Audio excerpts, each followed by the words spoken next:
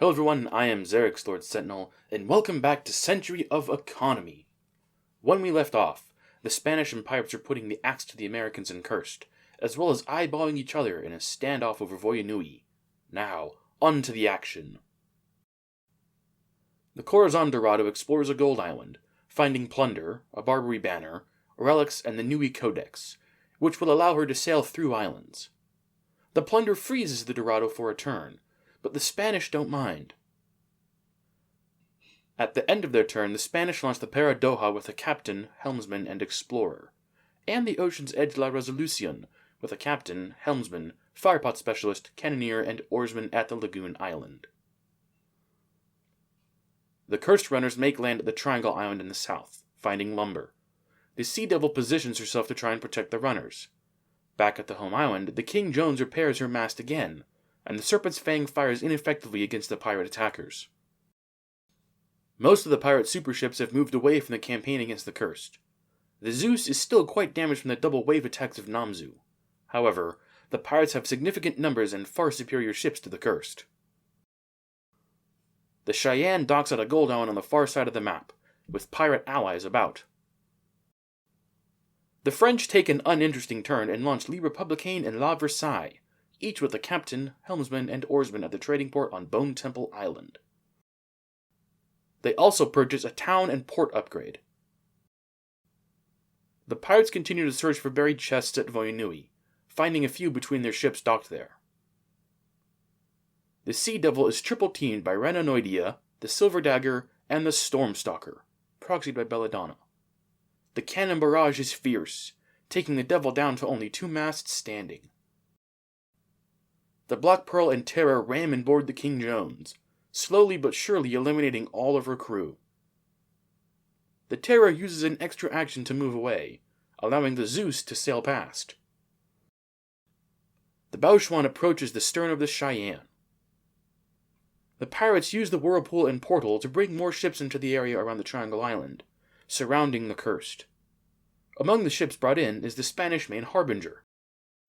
Using an extra action, the Harbinger sails forward, taking another mast off of the Sea Devil and the foremast off of the Sea Monkey.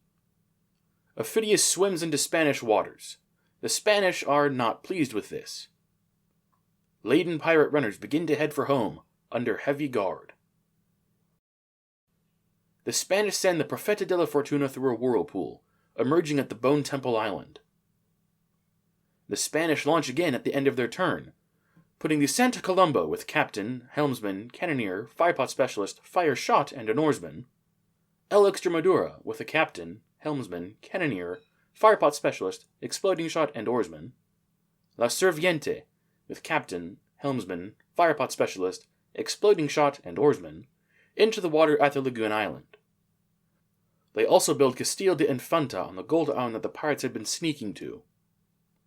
Dweller uses an extra action to come to the surface and dismast the Terror. Sasquatch goes on the offensive, ramming a mast off of the Golden Medusa, and using her ability to dismast the ship. The rest of the Cursed Runners attempt to sail away from the hostile pirates. The Sea Devil joins them, attempting to shield the Squallop with what's left of her. The Americans have managed to acquire a decent amount of gold, much to the annoyance of the Spanish, and their warships in play are all fully healthy. At the end of their turn, the Cheyenne builds Thompson's Island on the Gold Island in the Eastern Sea. The French very quickly build a trading port on the Split Island. They also put down a town upgrade on Pride Rock. The Terror jumps into a fog bank, and the Black Pearl crosses the bow of the Celestin. A shoot action later, the Celestin is derelict. The Stormstalker brings Dweller down to 2 tentacle segments remaining. The Silver Dagger slips between the Squawlock and Sea Monkey and manages to eliminate 2 masts from Squawlock. The Harbinger takes the Golden Medusa undertow and attempts to fire on the Sea Devil. However, Papa Doc cancels the captain on the Harbinger. Unfortunately, this left the Sea Devil open to attack from Rananoidea, which fell upon the ship and promptly sank it. The Scopio emerged from the fog bank and eliminated one of Dweller's last segments with a successful broadsides attack. One-Handed John and the Carnage sailed in and finished the job, eliminating Dweller. The Serpent's Fang is rammed by the Jape, losing a mast and the ensuing boarding party. The Bauschwan leaves a huge cargo of treasure at the Pyramid Island, the 100+ gold payout promised to the Americans for the service of their icebreaker. The Belladonna slips between two of the Jade 6 masts on her way back to the Whirlpool. Pirate home waters are as busy as usual. Ships come and go between the colony, Resource Islands, and Home Island. Many of the ships that found chests on Voyanui have returned via Whirlpool, and have lost masts in the process. The Silver Dagger is given an extra action and sinks the Celestin. Some pirate forces are pulling out of Voyanui Bay, but some are staying and continuing to look for chests, with some success. The Mystic docks at Voyanui and explores one of the stacks of treasure to be found there. She uncovers a bevy of unique treasure, some of it good, and some of it bad, like the cannibals. The Chariot of the Gods is placed on Intermediaro, the closest sea monster to the Mystic. The pirates use a 6 from the Emperor to move the Grim away from the cursed Home Island. The other Harbinger takes the giant squid down to one segment remaining. Elsewhere, the Squawlock is sunk by the pirates. Storm number 5 moves into the lagoon, worrying the Spanish greatly. It may be time for Sebastian de Alva to relocate. The Corazon Dorado docks at the quest fort, pays 10 gold to accept the Relics quest, and promptly turns it in for the quest's payout. The Calavera del Diablo comes through a whirlpool back into Spanish home waters, losing a mast in the process. The Santa Ana and La Joya del Sol load a significant amount of gold from the Spanish home island. In Voyanui Bay, the Spanish tighten up their defenses, pulling their 2 flotilla close together. The King Jones, now bereft of any meaningful crew, repairs. The Serpent's Fang eliminates a mast from the Jape. The Sea Monkey attempts to flee around the far side of the Triangle Island.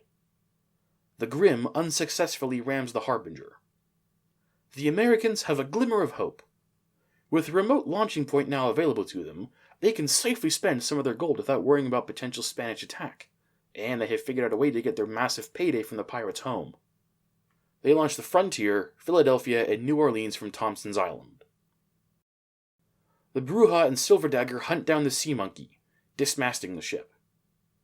The Harbinger comes about, making contact with the Golden Medusa, in preparation for taking her home. The Scopio sails broadsides to the Grim. Avat cancels the monster's Eternal and then eliminates it with a successful broadsides attack. The pirates continue their hunt for chests at Voyanui. The Lacan too is loaded and still looking for more. The Silver Dagger sinks the Sea Monkey. The pirates combo the Even Star UT with a Silver 3. The Silver 3 is worth double its printed value, and the Even Star then triples it. An iceberg hits the Carnage, eliminating the sternmast. At this point, the current resource values expired, and new values were needed. The dice were rolled, with a 6 coming up for value and a 4 for duration. For 4 rounds, each resource would be worth the opposite of its face value. Lumber would be worth 6, and finished goods worth 1, and so on. El Neptuno docks at Sharktooth Island. She's carrying both a town and port upgrade. The Calavera returns to Voyanui Bay through a whirlpool, losing another mast. The Spanish launch the Cruz de Cristo with the Mask, Inquisitor from Rise of the Fiends, Castro's Loyalists, a helmsman, cannoneer, and oarsman, and the Voz de Dios, with Don Osvaldo Guillen, a helmsman, cannoneer, musketeer, and oarsman at the lagoon. Ophidius continues to swim through Spanish waters, rounding around the Spanish home island. The crew of the Trinidad eye the Great Serpent warily. The Jape sails off to repair her mast, leaving the Stormstalker and Kanohi Dragon to deal with the rest of the Cursed. The derelict Justice rejoins the Americans at Thompson's Island. The Frontier and Philadelphia explore the Pyramid Island, loading the gold there left by the Bauschwan. The Vengeance succeeds at her same action twice, and crosses the bow of several Spanish ships, letting loose with her cannons, and knocking the sternmast off of the Santo Colombo. She used her same action twice to return home, and make room for the Enterprise, who succeeded at her built-in extra action. Like the Vengeance, the Enterprise eliminates the bow mast from the Santo Colombo, and returns to the home island with her extra action. The Mississippi makes land at the Lumber Island to the north, in an attempt to get some valuable goods. At the end of their turn, the Americans launch a few ships at their home island. USS Kettering with captain, helmsman, and oarsman. Strife with Captain Gregory Stevens, Old Man Montana, and oarsman. USS Gemstone with captain, helmsman, and oarsman.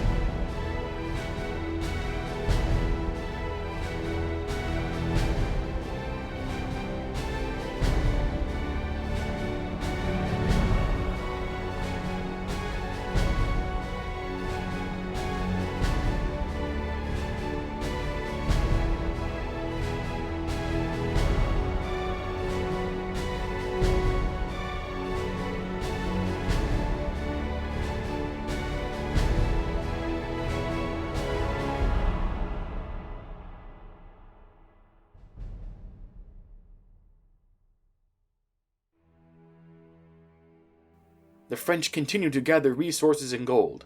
They are keeping an eye on the conflict with the Americans and the Spanish, as they had plans to conquer the Americans themselves. The town on Pride Rock is upgraded to a trading port. Condensing some of their gold, the French become the second faction to breach the 1K gold mark. They purchased another town and port upgrade. As part of their agreement, the Bauchuan fires on the frontier, eliminating a mast from the ship. The Scopio has docked at Smuggler's Fort and repairs a mast. Phidias emerges from the portal, having surveyed all of Spanish home waters.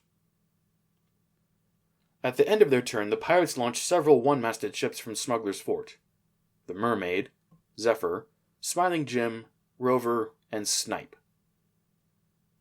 The storm continues to threaten the ships inside of the lagoon, but becomes landbound. If it remains there for 3 turns, it will dissipate.